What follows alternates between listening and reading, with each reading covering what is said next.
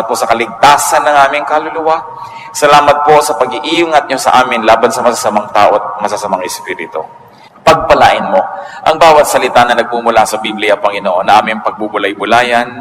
Paramihin mo ang hiwaga at kapangyarihan nito sa aming buhay, maging lakas ng aming espiritu at maging ng aming lupang katawan. So, Father, may you give us wisdom to put into practice your wisdom that we will hear. Be the speaker. We are confident that you hear this prayer as we ask in the name of Jesus Christ, our Lord, our Savior.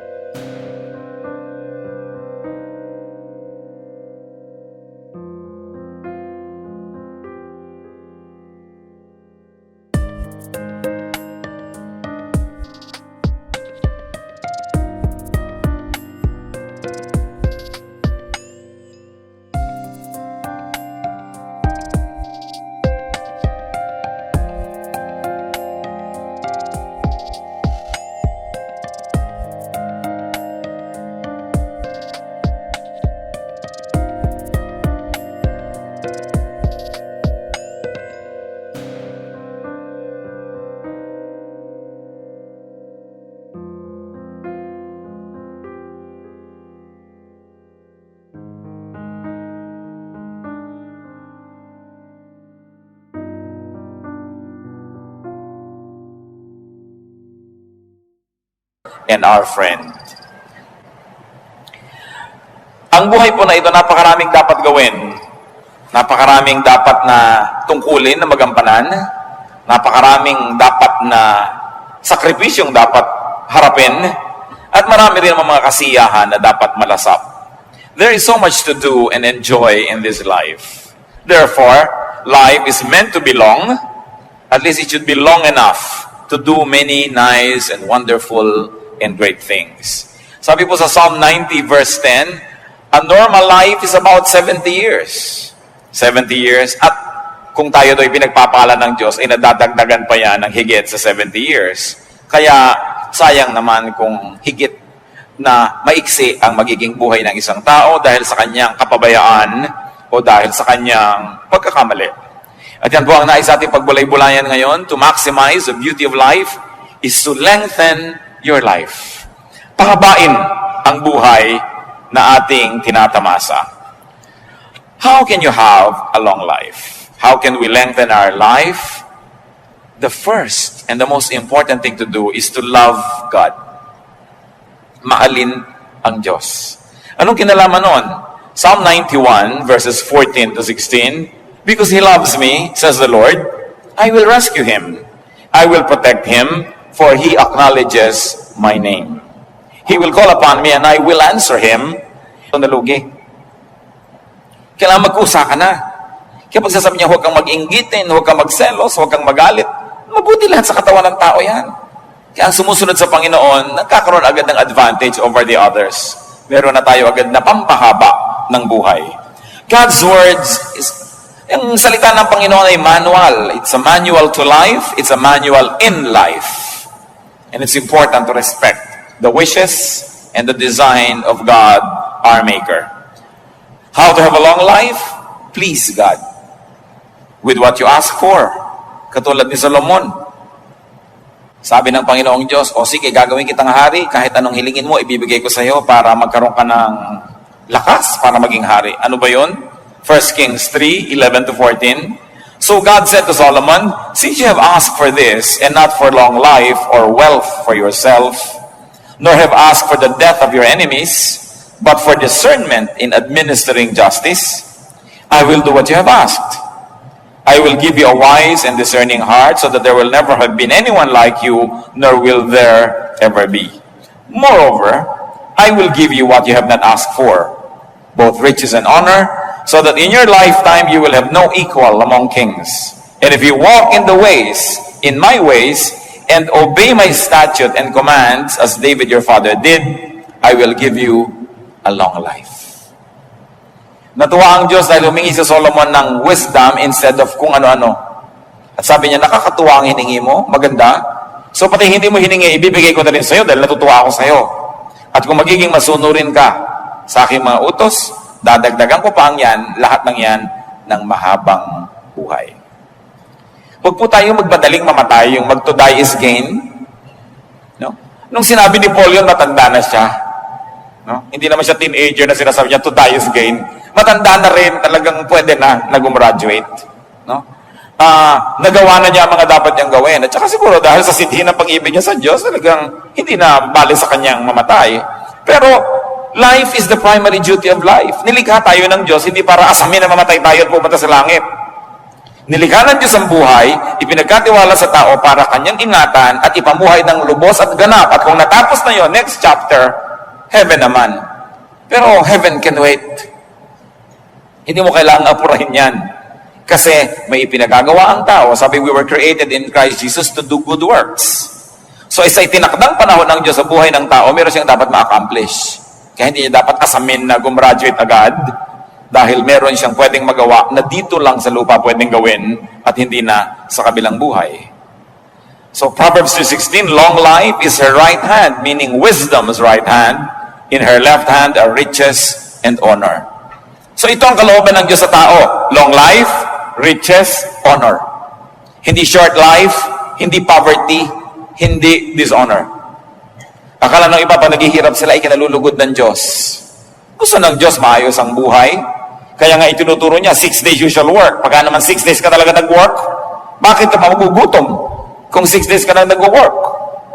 Isasabihin nyo, bakit po ako 7 days na nag-work, gutom pa rin. Siguro marami kang pakain. No? Maraming hindi nag-work sa'yo umaasa. So, kung ang lahat gagawin ang inuutos ng Diyos, wala dapat nagugutom ng tao. Pwede hindi kayo maman, pero hindi pwede maging mahirap. Kung ikaw lang nagtatrabaho, tapos wala kang pasanin sa buhay, hindi isang katerbang mga kapatid mo, mga kamag-anak, mag-aasawa ng maaga, pati gatas ng anak niya, iaasa sa'yo, talagang kahit 8 days a week, kulang sa'yo. Why? Because the others are not obeying God. Ang utos, the 6 days usual labor, inutos yan sa lahat. Hindi lang dun sa mangilan-ngilan ng miyembro ng ating pamilya. Kaya nagkakaroon ng sobrang paghihirap dahil ang daming umaasa sa kaisa-isang masipag o nagtatrabaho. Pero ang kalooban ng Diyos, riches, honor, wisdom. Kaya merong mahirap kalooban po ng Diyos. O hindi ka nilikha ng Diyos para sadistahin at kawawain. Inilikha ng Diyos ang napakaraming papaya para ma-afford ng lahat na magkaroon. But hindi nakakakain yung iba? Kasi nga may inequity. May inequality in terms not only of wealth distribution but also in distribution of labor. Pero ang lahat ng yan, napakaraming pagkain ng mundo, maraming nasasayang lang nga Hindi nilikhaan ng Diyos ang tao para mahirapan. Ecclesiastes 2:26, to the man who pleases Him, God gives wisdom, knowledge, and happiness. So ang buhay din para maging masaya tayo. Huwag kayong mag-guilty. Kung kayo religious, dapat malungkot. But to the sinner, He gives the task of gathering and storing up wealth to hand it over to the one who pleases God. You want to have a good life? Unahin ninyo, please God. Pag natutuwa sa inyo ang Diyos, sinong pwedeng pumigil sa Kanya na pagpalain kayo? Sino? Sagot siyempre, wala. Ngayon, kung hindi natutuwa sa inyo ang Diyos, sinong pwedeng pumilit sa Kanya na pagpalain kayo? Wala rin. So dapat ang ating layunin to please God. Because with God, nothing is impossible. Pag inuuna natin na siya ibigyan ng kasiyahan, mano ba naman nabigyan niya tayo ng mga bonus sa buhay? Na siya rin naman ang may kagustuhan na tamasahin natin. God doesn't have to be convinced to be good because God is good. Naturally good. Hindi natin kailangan na ang Diyos ay himukin na bigyan tayo ng pagkain sapagkat nilikha niya ang lahat para kainin ng tao. Hindi niya kailangan nating himukin ang Diyos na gawan tayo ng mabuti dahil ang Diyos ay mabuti. So pag hindi yun ang nangyayari sa ating buhay, may mali. May mali sa formula ng ating pamumuhay, ng ating lifestyle, o kaya sa lifestyle ng mga tao, sobrang lapit sa atin na kahit anong pagtatama na ginagawa natin sa ating buhay, minamali nilang pilit, nadadamay tayo. Siyempre, damay-damay. Kaya napakahalagang itinutuwid, hindi lang ang ating sarili, maging ang ating lipunan, maging ang ating environment. How else does one have a long life? Honor and obey your parents. Lalong-lalo na sa mga young people. Exodus 20 verse 12, honor your father and your mother, so that you may live long in the land the Lord your God is giving you. This commandment about honoring one's father and mother is very interesting and very unique, because among all the commands given in Exodus chapter 20, this is the only one that goes with a promise. Yung iba command lang, you shall not kill, you shall not commit adultery, you shall not do this, you shall not do that. Pero ito, honor your father and your mother, and when you obey it, the Lord will reward you with a long life. Mga kabataan, lalo na yung mga wala pang asawa, kung pipili kayo ng mapapangasawa, isa ang unahin ninyong tingnan, ha? Kung mabuti siyang anak. Yun. Hindi kung 36, 26, 36, dahil after 10 years, 36, 36, 36 na yan. Baka 42, 42, 42 pa. Napakadaling mawala ng ganda. Kahit marunong, nababok lang yan, na amnesia, wala na rin niyang alam. No? Pero ang pinangakuan ng Diyos, yung mabuti sa magulang, yun ang pinangakuan niya ng pagpapala. Gusto niya na magiging matahimik na buhay, magiging magandang ama o ina ng inyong magiging anak, tingnan niyo muna kung mabuting anak. Kung pabalang-balang sumagot sa magulang niya, tapos pagkakaharap ka, akala mo bulaklak na hindi makalabit, naku, arte lang yan. Kung ang sariling magulang na pinagmulan niya ay kanyang susuwailin at di niya gagawa ng mabuti, makakaasa ka ba na magiging mabuti sa iyo yan? Titingnan ninyo kung mabuting anak. Yun ang una ninyong titingnan. Kasi may pangako ang Diyos sa mga mabubuting anak. At madadamay kayo doon. Kung siya hindi mabuti, damay kayo. Kung siya mabuti, kasali rin kayo sa pagpapala dahil magiging kabiyak niyo sa buhay. Ephesians 6:2-3, honor your father and mother, which is the first commandment with a promise that it may go well with you and that you may enjoy long life on the earth. Bakit nakakapagpahaba ng buhay ang masunurin sa magulang? Dahil sino ba namang magulang magsasabing, anak, eto, mag-smoke ka na. No? O ito, maglasing ka na, anak, eto, drugs, ibinili kita.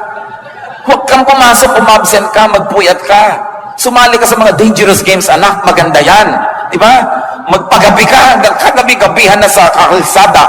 Sinong magulang ang magsasabi niyan? Diba ang magulang lalo kang inilalayo sa panganib? Kaya pag masunurin ka, 1/2 na ng panganib natanggal sa buhay mo. Dahil sino bang magulang ang magsusuong sa'yo sa panganib, liban na lang meron siyang mental illness. So, sumusunod ka pa lang, practically speaking, lumalayo ka na sa maraming gulo. Eh, meron pang hindi lang practical. Yung beyond practical, yung natuwaan Diyos sa'yo. Kaya lalo kang pinagpapala. Parental teaching is next to God's Word in sincerity, in concern, and in wisdom. Ang tunay na matalinong anak, susunod sa magulang. At kung nalilito siya, kalooban niya o kalooban ng magulang, dahil bata pa siya, pagtiwalaan niya ang kalooban ng magulang. Lima nilang certified talaga ng National Mental Hospital na yung nanay mo hindi pwedeng magpasya. Ano? Pero mga young people, pag nalilito kayo, obey your parents. Lalo may track record sila na tunay naman nagmamahal sa inyo kasi wala yung gugustuhin na masama para sa inyo. You want a long life, avoid dishonest gain. Iwasang manggancho at mang 1, 2, 3 ng kapwa dahil nagagalit ang Diyos sa mga nang lalamang. Deuteronomy 25:15-16, you must have accurate and honest weights and measures so that you may live long in the land the Lord your God is giving you. For the Lord your God detests anyone who does these things, anyone who deals dishonestly. So, ang unang ipinapakita ditong halimbawa, yung mga nagtitinda sa palengke, o kaya ay namimili ng mga produkto na kailangan timbangin o sukatin, sabi, gusto nyo humaba ang buhay nyo, kailangan patas ang inyong mga timbangan, hindi may mga daya, no? Ang inyong mga pagsukat, tama, sapagkat makadaya man kayo ng tao, hindi nyo naman kayang dayain ng Diyos na nakamata sa lahat ng transaksyon. Sabi niya, binibigyan niya na mahabang buhay yung nakakalugdan niya. Gusto niyong humaba ang buhay niyo, huwag kayong mandaya ng kapwa. Sasabihin niyo, bakit yung isa namin nakakilala ang daya-daya, humaba ang buhay? Pwede yon, pero ano naman yung quality of life? Kuminsan, ang dami mong dinaya at lahat ng inipon mo, gagamitin mo lang sa isang pagpapagamot na isang grabing sakit na ubos din, marami pang galit sa'yo. At bakit umiiksi ang buhay ng mga mandaraya? Paano kung nalaman ng taong dinaya mo siya at binalikan ka at tinagakabigla? Umiiksi talaga ang buhay mo. Dahil humahanap ka ng gulo pag nandadaya ka. Alam niyo, kung ang lahat lang ng tao susundin ang salita ng Diyos, tahimik ang mundo. No? Peace on earth. Hindi mo kailangan ng Miss Universe para magka-peace on earth. Susunod ka lang talaga sa Diyos. Proverbs 28:16, He who hates ill-gotten gain will enjoy a long life. Yan daw mga namumuhi sa mga tinutubo sa pandaraya, magkakaroon ng mahabang buhay. Honesty pleases God. Honesty keeps you away from troubles with men, therefore you will have a long life. And you want long life, be fruitful. Produced, honest gain. Alam niyo kung sino lang yung gustong mamatay na? Yung walang magastos. No? So kung ikaw productive, pag may sakit ka, may pambili ka ng gamot, may pampadoktor ka, naiinip ka, may panglibang ka sa buhay, may gusto kang tulungan, natutulungan mo, ayaw mo pang mamatay. Nakita niyo yung mga pharaoh, yung mga emperor, yung lahat mga hari at mga reyna, kutak-kutak at mga elaborate na ritual pag sila namatay kasi gusto nilang ituloy pa yung buhay nila next life kasi enjoy sila eh. Pero yung mga slave, naku, gusto na lang mamatay agad dahil yun na lang ang pag-asa nila makataka sa hirap. So pag tayo po, mabunga sa buhay, dahil marami kang tinatangkilik, marami kang na-enjoy, you naturally want to extend life. That's why to be fruitful, you will naturally position yourself to love life. Sa Matthew 25:21, paano ginantimpalaan yung mabuting manggagawa? His master replied, "Well done, good and faithful servant. You have been faithful with a few things. I will put you in charge of many things. Come and share your master's happiness." Ang pinag-uusapan na natin dito mga kapatid, happiness, hindi na number of years in one's life. Because long life doesn't always mean length. Long life doesn't always mean number of years, but it can mean quality of life. It is not years in your life, but life in your years that make it long. So kung masarap ang buhay mo, high quality ang buhay mo, daig mo pa ang nagkaroon ng mahabang buhay kahit hindi yun masyadong mahaba. Kasi nalasap mo ang dapat malasap, naabot mo ang dapat abutin, naakyat mo ang dapat akyatin, nakain mo ang dapat kainin, natikman mo ang dapat tikman, you have lived a full life. And of course, the fruitful person will naturally enjoy a higher quality of life. So tayong mga anak ng Diyos, huwag kayong makontentong basta buhay. Kailangan namumunga. Hitik na hitik, mabulaklak, mabango, humahalimuyak, maganda, makulay. Dahil sabi ng Panginoong Jesus sa John 10:10, I came that they may have life and have it abundantly. Have it to the full. A great, wonderful, and beautiful life. You want a long life? Live peaceably. Live peacefully. Titus 3:2 remind the people to be peaceable. Huwag palaaway. Gaano karaming tao ang palaaway na agad-agad na putol ang buhay. Interrupted ang life nila because they cross paths with another equally troublesome person. Nag-contest sila, namatay sila pareho o isa ang namatay. Yung mga mainitin ang ulo, hindi marunong magbigay sa kapwa, lagi nang nagagalit, naghahari-harian, naghahanap ito na umiksi ang kanyang buhay.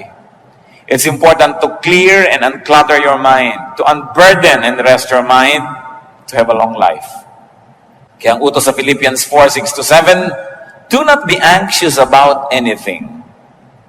And the peace of God, which transcends all understanding, will guard your hearts and your minds in Christ Jesus.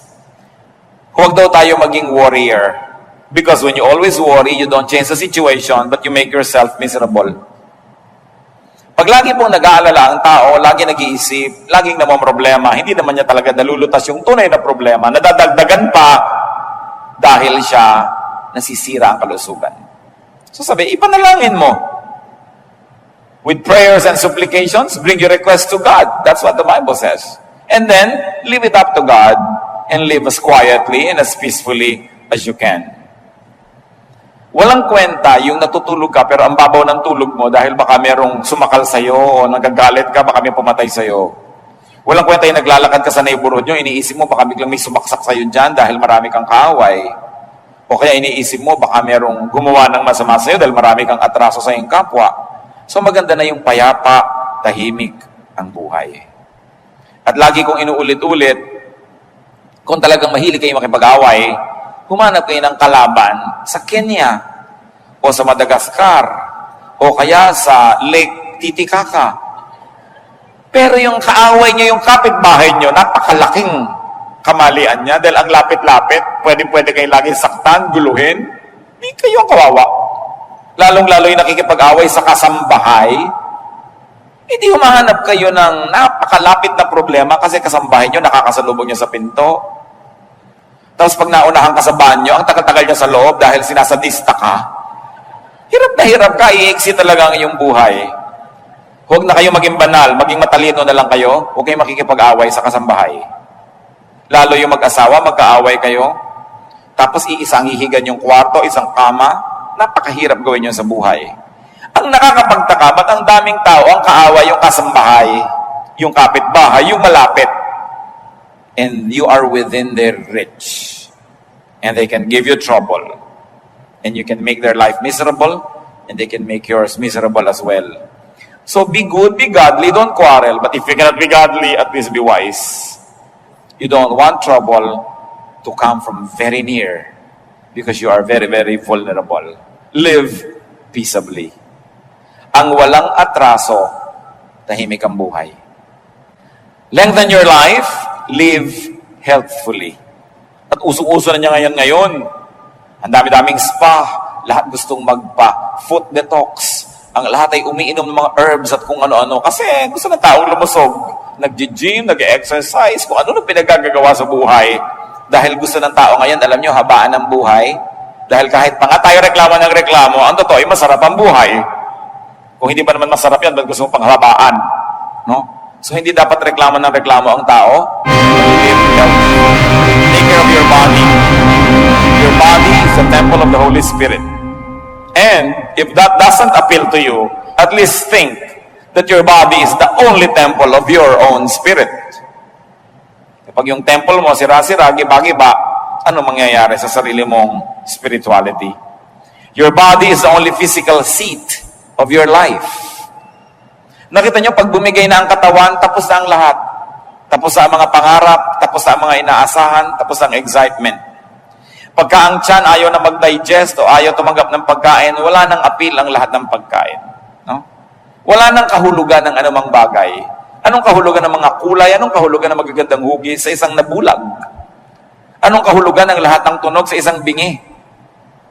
So anong kahulugan ng ganda ng mga tanawin kung napakasakit ng nararamdaman mo sa loob ng iyong mga buto? Baliwala. Kaya ang tao pinapahalagahan niya ang kanyang katawan kasi doon lang siya pwedeng makikonekta with the physical world. Your spirit cannot connect with the physical world. It has to be your stomach, your eyes, your ears, your skin. They are the only ones created and equipped by God to perceive, to understand, and to interact with the natural world. So, kailangan inaalagaan mo yung katawan. Isa dyan, napakasimpleng remedyo mga kapatid. Drink lots of water. Water is life. Kaya nga pati ang Panginoong Hesus tinawag na, I am the living water.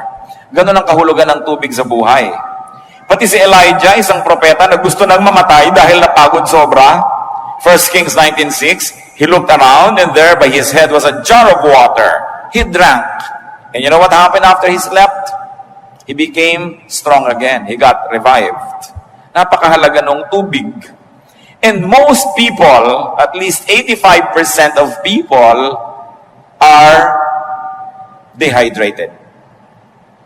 We don't drink enough water. Ang dami nating ipinapawis, ang dami nating ine-excrete na mga liquids, but very few people really drink enough water.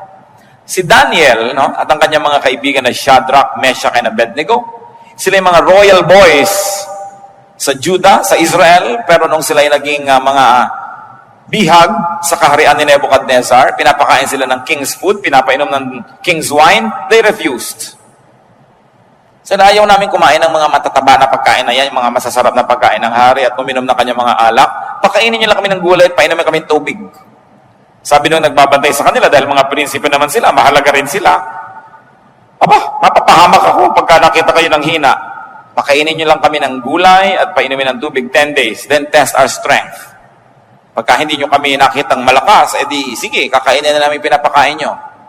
At sinubok nga yun at nakita sila higit na malakas. Kaya doon sa kumakain ng karami-raming rich foods and rich drinks. Daniel 1:12, please test your servant for 10 days. Give us nothing but vegetables to eat and water to drink.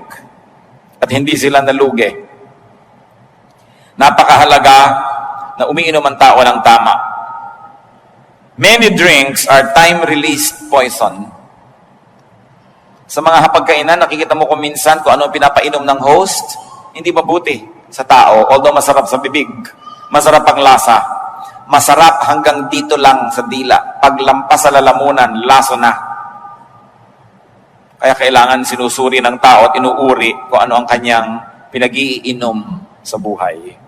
Yung mga tubig na kinulayan ng mga madidilim na kulay, nilagyan ng isang katerbang asukal, ang mahal-mahal pa. Nakakabuti ba yan sa tao? Eat lots of clean vegetables, but drinks lots of water. So eat lots of vegetables and green leaves. Ganyan ang nakita nating halimbawa sa Biblia eh. Ang Panginoong Diyos, nung nilikha niya si Adan at si Eva, at tinuruan niya ng kung anong pwedeng kainin, anong sabi niya? All the fruits here you may eat. Right? Except one. So ang tunay na original na kagustuhan ng Diyos sa kainin ng tao, bungang kahoy. Hindi sinabing, yung ahas, kainin ninyo, yung ibon, kainin ninyo. Hindi, later lang nangyari yun. Pero yung unang-unang sinabi ng Diyos, ito, you are free to eat any of the fruits. Ibig sabihin, it comes from the plant kingdom, yung food ng tao, not from the animal kingdom. Noon lamang ang tao ay bumagsak at nagkasala, yun yung naisipang unang kainin, no? Yung mga kung ano-ano. Daniel 1:15-16, at the end of 10 days, they looked healthier and better nourished than any of the young men who ate the royal food.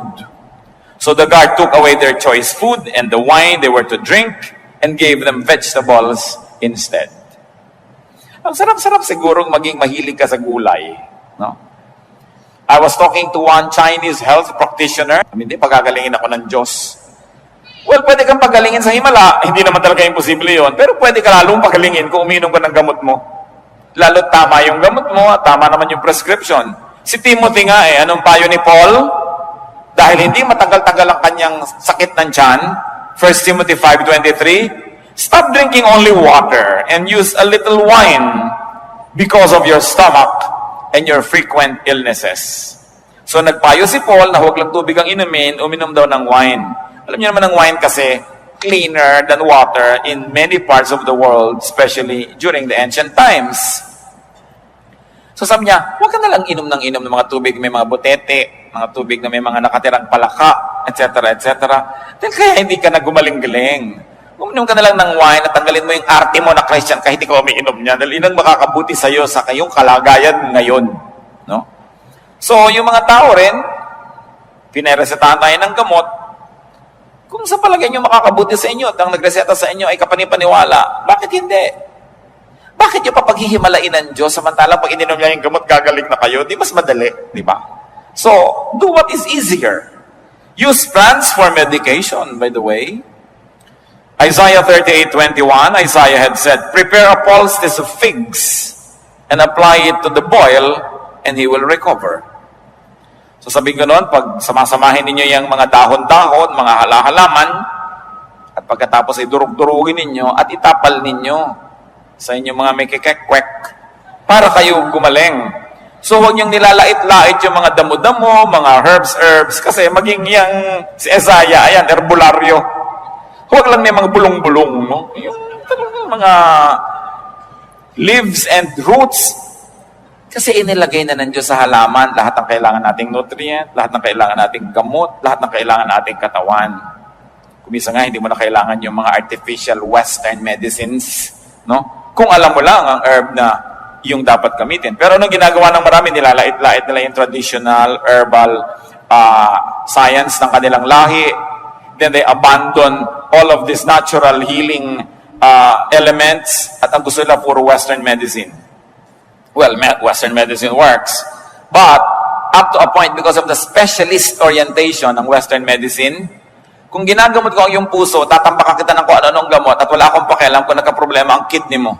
Di ba? Kasi puso mo ang pinapagaling ko.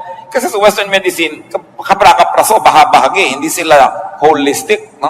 Hindi katulad ng Eastern medicine, even Philippine, Chinese, traditional Asian medicine, buong katawan ng tao kasama sa iniisip, hindi lang yung parte-parte. Kaya ang masama ko minsan, pag sobra kang dependent sa Western medicine, gumaling nga yung original sakit mo, pero may komplikasyon sa ibang bahagi. No? Kasi, para kang may ipis sa noo, binaril yung ipis, patay ang ipis, butas ang noo mo. 1945, referring to Elijah, he came to a broom tree, sat down under it, and prayed that he might die. I have had enough, Lord, he said, take my life. I'm no better than my ancestors. Then he lay down under the tree and fell asleep. Sa bigat ng mga problema na dumating sa buhay ni Elijah, maging siya na napakadakilang propeta ay ginusto ng mamatay. Pero nung siya ay nakapamahinga, nakainom ng tubig, nakakain ng konting tinapay, na iba ang kanyang orientasyon, lumakas ang katawan at gusto na naman niyang mabuhay. Hindi ko alam kung may kasama tayo dito na kumisan gusto na mamatay. Pero nawa, wala. Pero kung meron, baguhin niyo lang chemistry ng blood niyo, may iba yan. Ibahin niyo lang. Kumain kayo ng halo-halo. No? Magngat-ngat kayo ng panotsa. Kumain kayo ng pulot. Eat anything that gives you energy. Baka sa ilang sandali lang, sabi mo kanina, Lord, gusto ka nang mamatay. Nung makakais mo, Lord, joke only. Kung kayo'y parang nagnanais mamatay, sobra kayong depressed, kumain kayo ng kung ano. Kailangang baguhin nyo ang chemistry na inyong blood dahil maiiba ang andam na inyong utak. Importante yon. So kung meron sa inyo, tandaan nyo yan. Ano? Kung ano man yon, lalo yung gusto nyong kainin ninyo. Halimbawa, baling tumaba na kayo ng konti, isang araw lang naman, isang kain. Pero, when you are depressed, remember this. If you're going to remember this whole night, remember this only for this one thing. If you're depressed, change your body chemistry. Change it. Immediately eat something that you probably not eaten in a long time.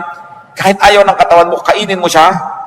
Pag naiba ang body chemistry, maiba ang takbo ng iyong utak. Take it from Elijah. And rest. Kailangan ng pahinga. Long life means happiness. But remember this, happiness can also mean long life. Lengthen your life with happiness. Maraming problema ang mundo. Bakit kayo laging nanonood ng dramang malungkot? Bakit? Tigilan ninyo ang panonood ng malulungkot na drama. Dahil pinapalungkot lang kayo. Bakit kayo magpapalungkot ng sarili? Bakit nyo kayo magbaril sa sarili? Mas mabilis. Kita nyo ang Pilipinas, kaya ang dami-dami sa buhay na gulo, away-away ng mga kamag-anak, mga aliliit na bagay, awayan sa churches. Kasi pinagpapanood ng drama, sampalan ng sampalan, awayan ng awayan. Iisa lang naman ang formula, hindi niya anak ito, yun ang anak talaga. Mamaya, isa lang nakakaalam, papahabain yung kwento, nagpapaulol naman kayo sa mga kwentong ito. So, waste of time. No? Walang mabuting maidudulot sa ating lipunan ng panonood ng mga ganyang drama. No? At pakikinig na sari-saling drama. At kung kayo naman mahilig lang manood ng horror, lalo na, yung natatakot kayo, kinakabahan kayo, napapatili pa kayo, at nagbayad pa kayo, ha? Tapos pupunta sa church para maipanalangin, makakita ng magagandang bagay, umawit, at makarinig ng sermon, tapos pagdaan ng basket, hindi nakikita. Pero nagbabayad para manood ng horror, nagbabayad yan doon sa mga sasakyan na pinaghahampasan ang katawan nila sa hangin, yung mga hilong-hilo kapag baba mo, nagbabayad. Ang mga tao talaga, ba't di gamitin ang utak? So, kayo nagsasasakay sa mga ganon. Kailangan ko pa magpupunta rito para sabihin sa inyo yun. Huwag kang manood ng horror dahil natatakot ka. Huwag kang manood ng drama dahil nalulungkot ka. Maiksi ang buhay. Kontian nyo yung lugar para sa lungkot. Kasi kahit hindi kayo umimbento ng lungkot, kusayang darating sa mga...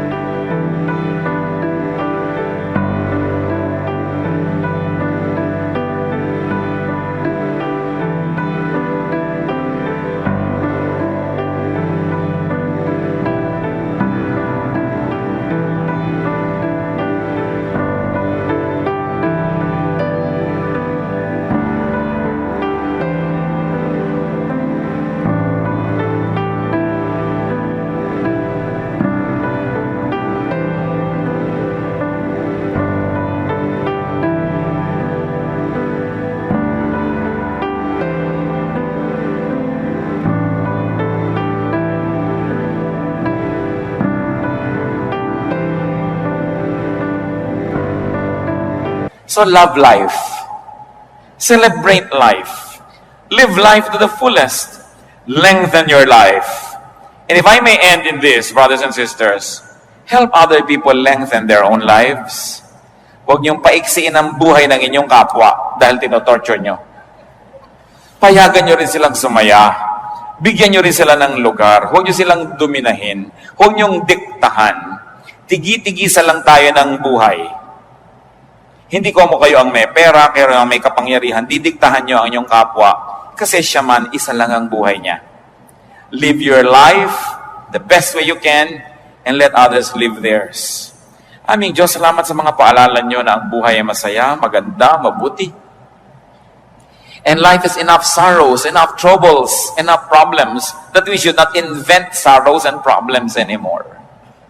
Turuan niyo kami, Lord, to be selective kung anong pinapanood, anong pinapakinggan, anong dinidinig, ano ang pinag-uubusan namin ng lakas. Nang ang maiksing panahon dito sa lupa, ay matamasa namin ang lahat ng dapat tamasahin, magawa ang lahat ng misyong ipinagagawa mo, walang maaksaya. Psalm 90 verse 12 says, teach us to number our days.